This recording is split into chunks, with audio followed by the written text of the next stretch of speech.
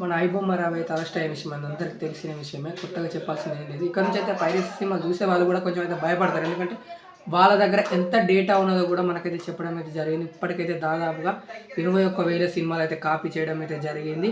అలాగే మనకైతే 2025 వరకు అయితే కాపీ చేసిన, అంటే 1972 నుంచి ఈ 2025 వరకు అయితే సినిమా అయితే చేసిన అయితే తన దగ్గర అయితే ఒక కాపీ ఉందట. అలాగే పోలీసులకి కూడా చాలామంది అయితే డేటా అయితే వాళ్ళ దగ్గర ఉన్నదని రవి అయితే చెప్పడం అయితే జరిగిందట. దాని గురించి ప్రాపర్గా మనకైతే డీసీపీ గారు అయితే మనకైతే ఒక ఇంటర్వ్యూ చెప్పడం అయితే జరిగింది. అలాగే మన సినిమా ఇండస్ట్రీ వాళ్ళు కూడా ఈ యొక్క రవిని అయితే పట్టుకోవడానికి అయితే చాలామంది అయితే తన యొక్క ప్రొడ్యూసర్స్ కావచ్చు, అలాగే హీరోస్ కావచ్చు, వాళ్ళైతే మనిషికి కొంత జమ చేసుకొని ఒక 2 కోట్లు అయితే ఈ రవిని పట్టుకోవడంలో ఇన్వెస్ట్ అయితే చేయడం అయితే జరిగిందట.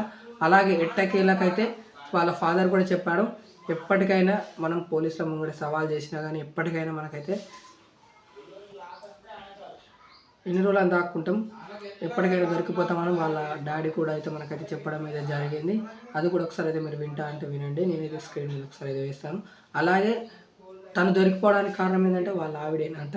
అంటే ఎంత మనం మంచి పని చేస్తే 10 మందికి తెలవాలని అయితే అనుకుంటాం, అలాగే చెడ్డ పని చేస్తే ఎన్ని రోజులు బతుకుతాం, నాకు నా పిల్లలకు తాకుతాం తన ఉద్దేశంతోనే. లేకపోతే ఇప్పుడు సినిమా ఇండస్ట్రీ వాళ్ళు ఏమన్నా ఇవ్వడం కావచ్చు, ఏమన్నా జరిగింది కావచ్చు, సంథింగ్ మనకు తెలియదు, దానివల్ల పట్టించడం జరగవచ్చు. ఎందుకంటే ఇదంతా మన ఇండియాలోనే ఆపరేట్ అయితే చేయలేదు, ఒక ఐలాండ్లో ఉండి అయితే ఆపరేట్ అయితే చేయడం అయితే జరిగిందట.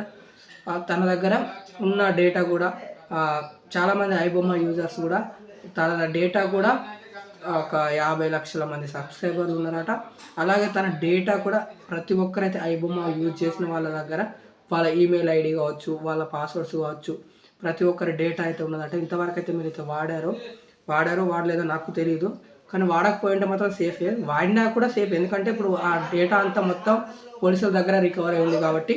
కాకపోతే వాళ్ళ మీద కూడా చర్యలు తీసుకుంటామని కూడా చెప్పడం అయితే జరిగింది. ఎందుకంటే మీలాంటి చూసే వాళ్ళు ఉన్నంత వరకే కదా ఇలాంటి తీసే వాళ్ళు ఉన్నారని చెప్పేసి డీసీపీ గారు అయితే చెప్పడం అయితే జరిగింది. అలాగే సినిమా ఇండస్ట్రీ వాళ్ళు కూడా అదే చెప్తున్నారు.